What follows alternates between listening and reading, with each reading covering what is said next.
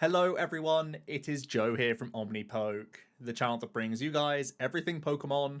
If you're looking for PTCGO codes, including the stuff from Fusion Strike, make sure you go ahead and check out the Potown store. You can get a 5% discount on your order using that code Omnipoke.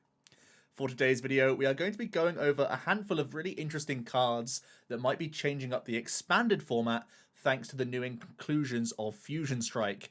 Expanded is still a pretty interesting meta, and we haven't yet got TCG live, so we can still enjoy this format on PTCGO for a little while longer. So let's have a look at how Fusion Strike will be changing things up with the new additions that we potentially have. Firstly, for those of you not really initiated or following Expanded right now, I'm also not following it super closely. But the good news is, one of the best players in the game, Ivanoff, he is, and he is taking time out of his week very often to test these decks, look over the lists, follow the results, and has crafted his own top 10 of expanded decks. This is obviously, of course, pre-Fusion Strike over on Channel Fireball. It's a really, really good YouTube channel. If you don't follow it, it has some of the best players in the game talking about the game in great detail. And as you can see here, Ivanoff did a 45-minute video just talking about these 10 decks in Expanded. So he goes in depth, so you can really get caught up to speed very quickly. And just wanted to run down the top 10 ASAP. ADP Dragonite is trying to GX and just hit very, very hard. So it's like a real beat stick deck with either Alter Creation or Naga Guz as a GX attack option. So you just race effectively very quickly. Colossal is like the tanking archetype of the format. Stall is trying to use block with Snorlax and a ton of Dole style Pokemon to out resource you. Pikarom, again, just very fast, aggressive tempo deck that also has the Vikavolt to fall back on. ADP Dragonite also has Vikavolt to fall back on because you're using Lightning Energy for Coco Prism Star. Eggrow is trying to combine an annoying wall, oftentimes with item lock at the same time. So you're going to grow up into whatever annoys the opponent most, essentially, be it a Decidueye to block GXs, a Vileplume to block basics, or another Vileplume to block item cards. You play all of those things. So you just try and build an annoying wall in the face of people a lot of the time and just beat them down that way. Shadow Rider is, again, just like aggressive. Thanks to that Gengar Mimikyu, you can cause headaches to a lot of these item-heavy, like turbo engines, I guess you could say. And then you build Shadow Riders in the back and have a consistent game plan. Blissey is just a quad deck where you literally just play the Blissies themselves. You have things like DCE in this format, which make it slightly more aggressive as an attacking presence. But you are just jamming hammers path to the peak early and just hoping that that sort of early presence sticks from Blissey and you can make the opponent brick that little bit more. Mad Party is an aggressive one prize attacking deck, really trying to hit much harder in this format because you have Compressor. Volcarona is also just a beat stick of a deck, essentially, where you try and have a ton of Zebstrika and Compressors and thin all of your fire energy down every single turn to do a chunk with the Volcarona, which essentially has the attack of a Victini Prism Star. And you're going to try and use that alongside Steam Up and Sprint every single turn and just reload the fire energies once you get into that mid to late game. And I say mid to late game, I mean like turns 3 and 4, essentially.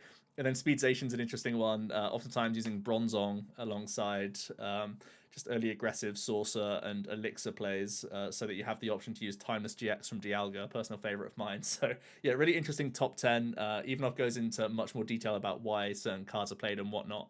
But just giving you a good basis of what decks to sort of keep in mind when I start talking about the new introductions and how they're going to interact with the decks of the format. So let's get into a few interesting trainer cards. Battle VIP Pass is one that I certainly have my eye on because Expanded is all about trying to manipulate your first like 1 or 2 turns to have very, very strong board states, and VIP Pass is perfect at that, especially because there are some great tutor effects in the form of some supporter cards that could go ahead and grab this. When you are playing Compressor VS Seeker engines, you can easily play like 1 copy of Volkner or Karina or Skylar even, just to have these outs to VIP pass into certain things. And specifically right now, Volkner is already played in Pikarom, and Karina is already played in Colossal. So those sorts of decks could easily add in a VIP pass just to establish some early basics. For example, Tsareena could end up being like a turn 1 Bridget for that sort of deck, where you could VIP pass out double Slugma and Tsareena for your Colossal, and that sounds like a really decent option for you. And Volkner, similarly, because of how important Coco Prism Star is, it can get you, your best attacker plus the Prism Star straight away. That feels like a very valid include potentially, especially if these decks are playing some element of Compressor. If you're not using the VIP pass, it's obviously candidate number 1 to hit that discard pile. So I do think it's an interesting one. I feel like it's more likely going to be like a 1-of than a 4-of, as we've seen in some of the standard decks in the format. But there could be the exception with Volcarona V and Genesect V. Obviously, Genesect has been using 4-of in some builds of standard right now, and I think that could be a similar case here, just because you want to flood the board with Genesect, and then he does the rest of the work in terms of draw power. And Volcarona is actually pretty similar, where you're really a glass cannon deck, and the more speed you get in the opening turns, the better your game plan will be, because you want to be sprinting from turns 2 and 3 onwards, and just going for a repeated Surging Flames. So I think VIP Pass could make its way into those decks as like 4-of. So yeah, some intrigue thanks to Compressor being an option to bin the VIP pass when you don't need it, but also so you can enable yourself to play these tech supporter cards and get value turn 1 with your support of a turn. So I think it certainly has some promise and probably will make its way into a number of decks. The one thing I will bear in mind, of course, is there is so much good ball search when you have all of these additional sets to bear in mind. So it's not a mandatory include by any means, but I do think it has a place potentially in some of these decks that are already thriving at the top. Next up, we have Sidney, and obviously we saw a Doll Stall style deck doing pretty well up there in the rankings in that top 10. And I think Sidney could be a really good include here, because Silent Lab is a great block a great way to stop block from Snorlax, I should say. And oftentimes the stall deck is just playing swells, but Sidney could be extra protection here, where you can also target things in their hand. At the same time, you could target a ton of special energy that are in the format, like Double Dragon, like DCE, these sorts of things. And interestingly, against the Colossal matchup, you can deny Acerola Rainbow Energy combo when you're trying to trap things like Magcargo with a block.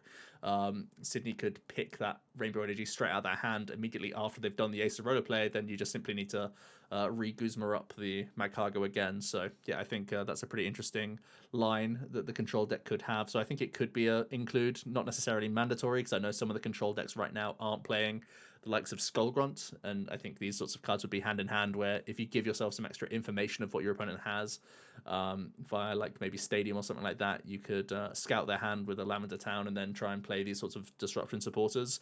Going to be interesting to see how Stall develops in this format, but I don't think anything necessarily threatens it from Fusion Strike, so I think it'll probably just be fine, and Sidney is a potential nice new include for those decks. Next up is really the flagship deck of the new sets, Fusion Strike cards and the supporting things around it. And Genesect sounds crazy in Expanded. Obviously, there's a lot of counters to Genesect. There's Path, there's Silent Lab, there's these sorts of things. There's even Vileplume, which can just block it attacking altogether. But I do think you saw at the bottom of that top 10 that there was a Turbozation style deck. I think that can easily just transfer into a Turbo Genesect style deck, which just draws way more cards in those opening turns and will be popping off with Technoblast turn 1 like pretty much every game. With the amount of consistency you haven't expanded, I think that's more or less guaranteed, I want to say, with that Genesect. You've drawn very poorly if you've not been able to do that. And let's not forget that Genesect can benefit from Skyfield. So if your entire board is Fusion Strike Pokemon, your Fusion Strike system can draw you up to 9 cards for each Genesect that you have. So I think you could quite easily deck yourself out turn 1 with a quad Genesect Fusion Strike deck if you fill out the rest of your bench Pokemon just with like regular Mewtwo's and Meloettas, maybe something like that. There's random like even Smeargle or something like that you could just add into the deck for the sake of it having a Fusion Strike tag, so you draw more with Fusion Strike system. So I think there's a ton of potential for Genesect. I haven't tested around with much expanded Genesect, but just on paper seems like it could be just pretty crazy. And I think even with Skyfield, you don't have to be drawing the maximum cards with Fusion Strike system. It almost like lets you into having non-Fusion Strike Pokemon in the deck, unlike in Standard right now, where the deck has to be basically entirely Fusion Strikers. In Expanded, you could get away with playing your Dedenne, your Lele, those sorts of cards, knowing that you can Skyfield up and still get a huge hand size with Fusion Strike system just by later on in the turn filling out your board with Fusion Strikers. So I think that's really, really insane. And I love the tempo the deck can have. Obviously, with Tablet at your side, it's very similar to the likes of Pika Rom as one of the flagship aggressive decks in the format. Maybe a little bit less versatile than Pika Rom, but it has a ton of tempo at its disposal. And even having Mew can be an answer to the likes of Varplume, and Max Miracle can get through a ton of annoying walls as well, like Decidueye, Altaria, those sorts of things that Stall sometimes is playing, and the Air Grab deck is playing. So I can see myself, if I'm going like wide with the Skyfield Genesect style deck, I'll play like 3 or 4 regular Mew V and just like one Mew V max that gets you through bad matchups basically, or dodgy matchups as a wall breaking option. So I think that's really, really cool.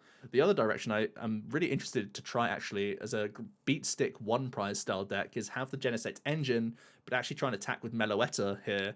The Melodious Echo does a huge amount of damage in Expanded, and it doesn't fall off like it does in Standard.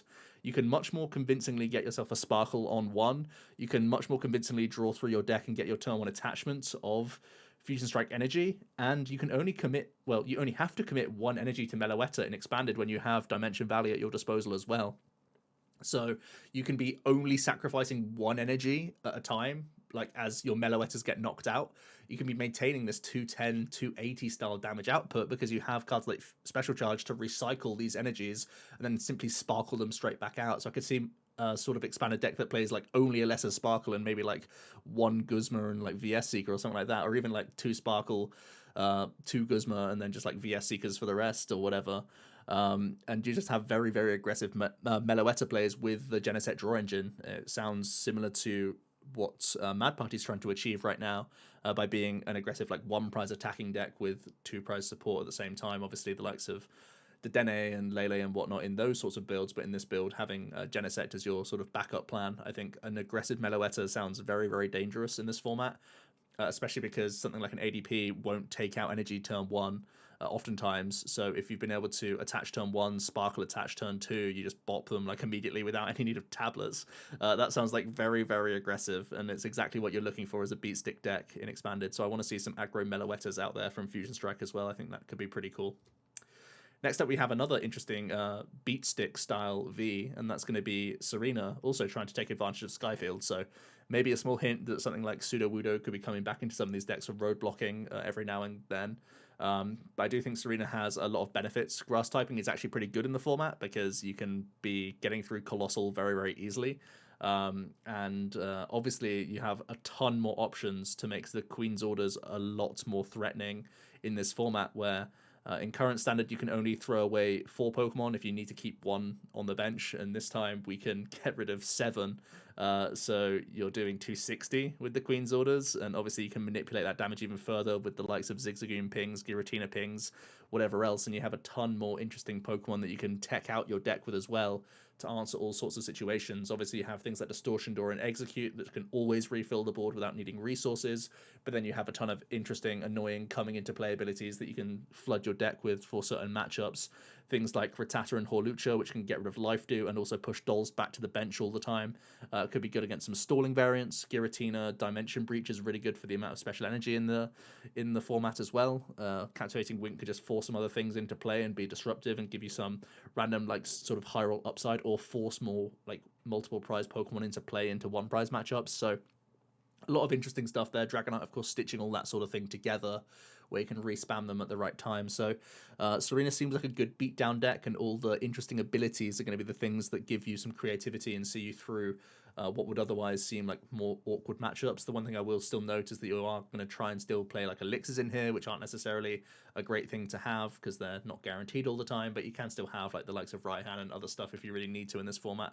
Raihan's still a really good supporter in this meta, actually. So yeah, Tsareena decks seem also pretty good as beat sticks. They're challenging what is currently the best sort of tanking deck as well in the format. So positionally, I think it's super interesting, and you're very good at dealing with tag team Pokemon, which the format is full of right now.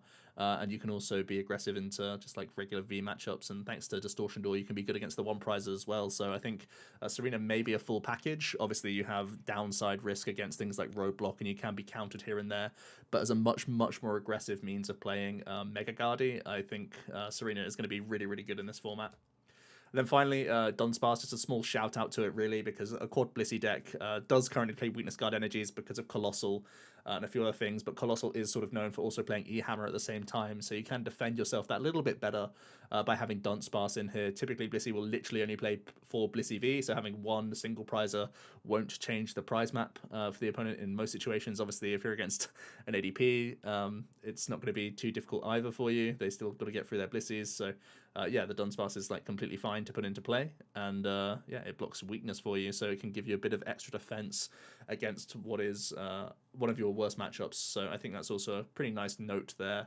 So Blissey with a small potential upgrade here. The downside is, of course, you can start that Dunsparce every now and then you have to spend a turn like paying retreat or committing your deck to play some switching cards, and that may not be very good. So I think you may still be not playing Dunsparce in the Blissey deck, but it is certainly an option if you're expecting more Colossal or other fighting weakness coverages here and there. So yeah, just some interesting cards for Expanded. Obviously not a lot, but some of them are actually having a big impact, and I would be very surprised if Genesect isn't going to be one of the strongest archetypes.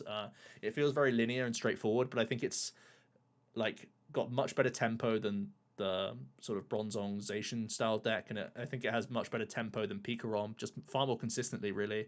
I think some of those other decks have some more tricks up their sleeve, but I do think Genesect, just by having like one Mew VMAX, gives it a ton of trickery as well to get you through some more awkward matchups. I think you'd only really be afraid of things like Dolstall and stuff like that. So let me know your thoughts down below of the cards that I've mentioned in Expanded. What are you going to start testing with if you are someone that likes playing this format? And was there anything I missed as well? Because I'm by no means an expert of this format. I've brushed up on it. I've sort of kept it in the sort of back of my mind rather than played it a huge amount myself. So I'm interested to see if there will be some other decks coming out, and we'll see how this format starts shaping up. Thanks so much for watching, guys. Let me know if you enjoyed this video, and I'll be back tomorrow with another one. So cheers.